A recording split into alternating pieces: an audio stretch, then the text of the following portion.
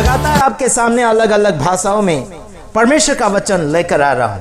हालांकि आपके सामने मैं अभी हिंदी में बोलूंगा, उसके बाद मैं हिंदी में यानी कि हिंदी से यानी कि आदिवासी में भी बोलने के लिए कोशिश करते जा रहा हूं।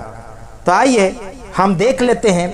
हम देख रहे थे लगातार इंसान का जीवन परमेश्वर के वचन से बाहर होते चले जा रहा है, और मेरे कहने का मतलब है कि परमेश्वर का वचन इंसान के हृदय में रहना चाहिए और इंसान का हृदय परमेश्वर का घर बनना चाहिए। यही हम आशा और ममता लगाए हुए आपके सम्मुख आते चले जा रहे हैं, और ना ही तो हम बढ़ावा करेंगे और ना ही किसी का घटावा करेंगे।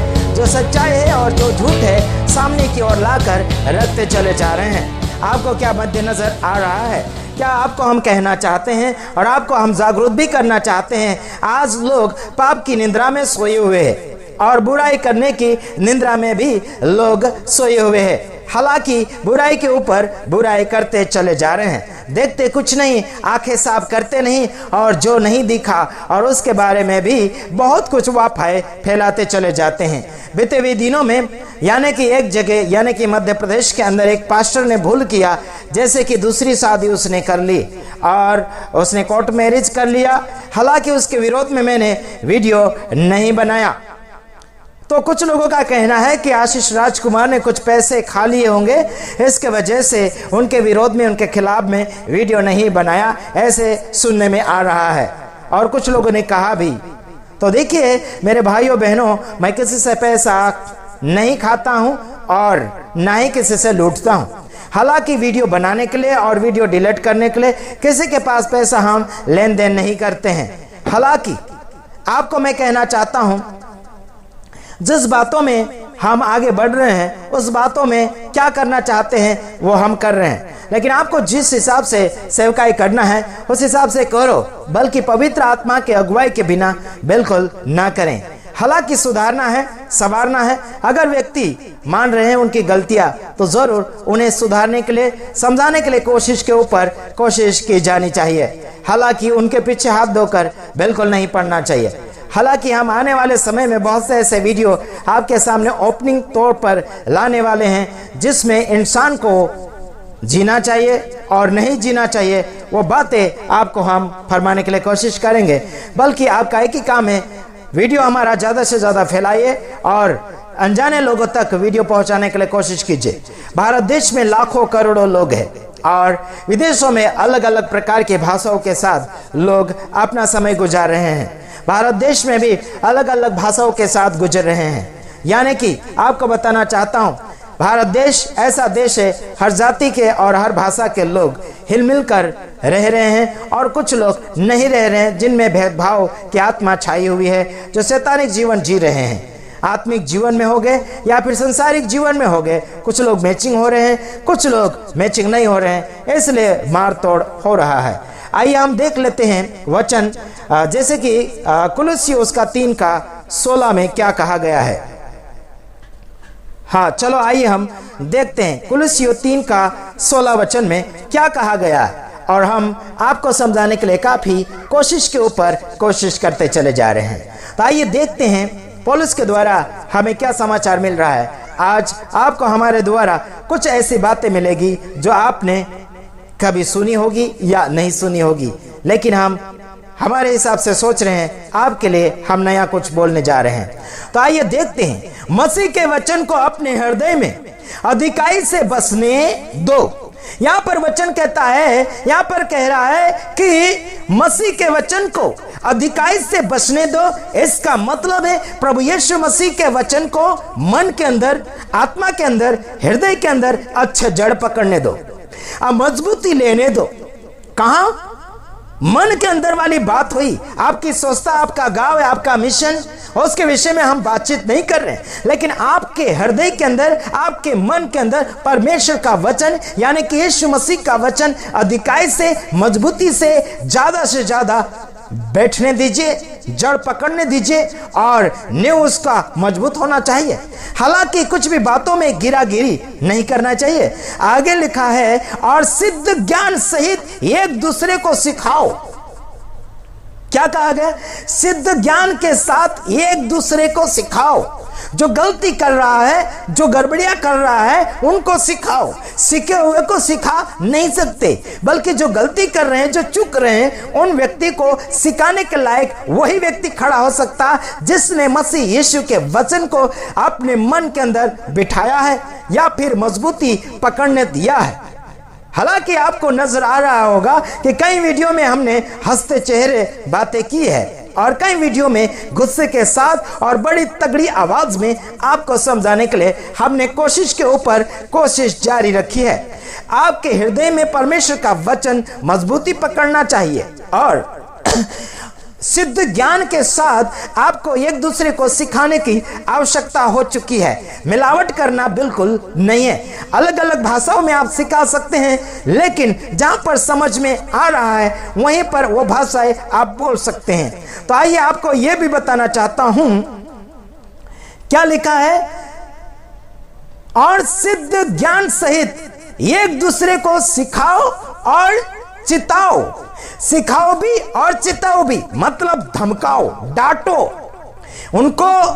क्या बोलना चाहिए, गुजराती में ठपका दो, है ना, और हिंदी में डांट के सिखाओ, डांटो उनको। कई लोगों को हमने डांटा तो बोलते थोड़ा धीरे धीरे, थोड़ा मीठा मीठा बोलो। अरे मीठा मीठा बोलने से शुगर हो जाता है, इंसान कभी तगड़ाई मजबूती नहीं पकड़ता है मीठा बोलने से। 2023 साल पूरा होने की तैयारी में आ रहा है। क्या कर रहे हैं आप? 2022 तो पूरा हो चुका, 2023 अभी कुछ महीनों के बाद पूरा हो जाएगा। क्या कर रहे हैं? हम डांट रहे हैं, लोग भाग रहे हैं। भागो, हमारा क्या है? आप जाएंगे 1, हमारे पीछे आएंगे 10 जाएंगे, 100 आएंगे, 100 जाएंगे, 1000 आएंगे, और 1000 जाएंगे और हजारों आएंगे। हमें क्या यार, इंसान को बांधकर हम नहीं रखते। इंसान को बांधकर रखने की आवश्यकता नहीं है। यहां पर परमेश्वर के वचन को इंसान के अंदर अधिकाय से बिठाना चाहिए और सिद्ध ज्ञान के साथ इंसान को सिखाना भी चाहिए और चेतावनी भी देना चाहिए। लिखा है वचन के अंदर, चिताओ। चिताओ का मतलब है क्या है? चेतावनी दो, वार्निंग दो, हाँ, उन्हें धमकाओ। अधिकार नहीं जता रहे, धमका रहे हैं, समझा रहे, गलती करोगे पर्दाफाश करेंगे, गलती करेंगे नाम लेकर भिड़ेंगे। किसी बाप से डरने की आवश्यकता नहीं, ऊपर वाले बाप से डरो। अगर कोई किसी पक्ष में होकर अगर आप बोल दिए तो यीशु के पक्ष में कौन मोहर रहेगा? हम यीशु के पक्ष में होकर या फिर यीशु के दायरे में रहकर बात कर रहे हैं। यीशु के दायरे में रहकर हम बात कर रहे हैं।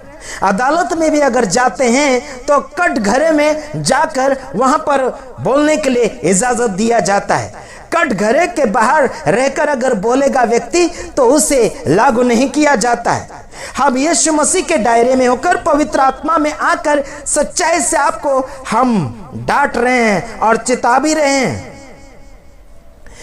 परमेश्वर के वचन को हृदय के अंदर बिठाओ, कहीं और बाहर नहीं, रीति रिवाजों में नहीं, आपकी कोई संस्कृति नहीं, उसमें नहीं चाहिए।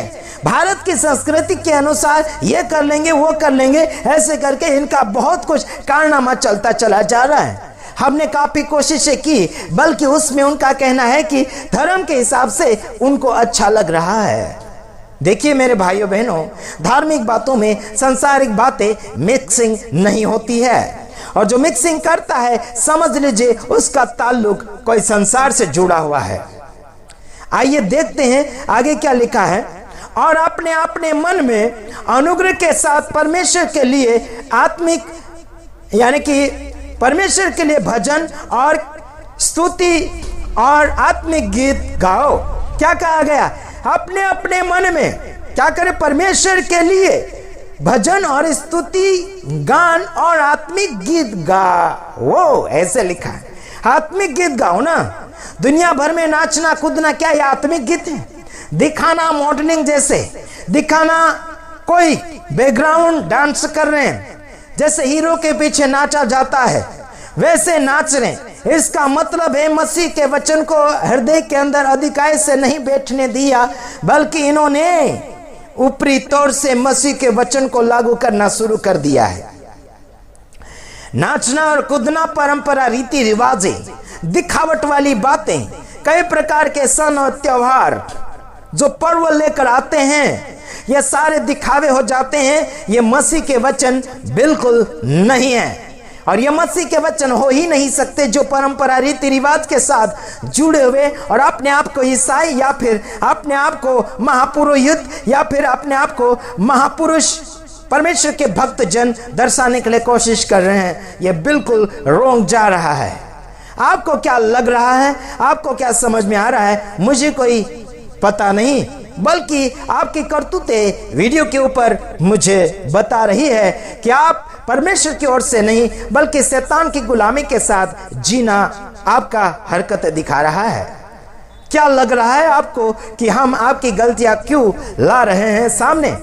क्योंकि ऐसे गलतियां करने वाले स्वर्ग में जाने के लिए कोई तैयारी नहीं है और ना ही वारिसदार होंगे। ऐसे आपको परमेश्वर के स्वर्ग के वारिसदार बनाने के लिए हम कोशिश के ऊपर कोशिश करते चले जा रहे हैं। कुछ लोगों का कहना है कि दोष मत बताओ, यानी कि भाई जो दोषी है उसका दोष बताना अनिवार्य है।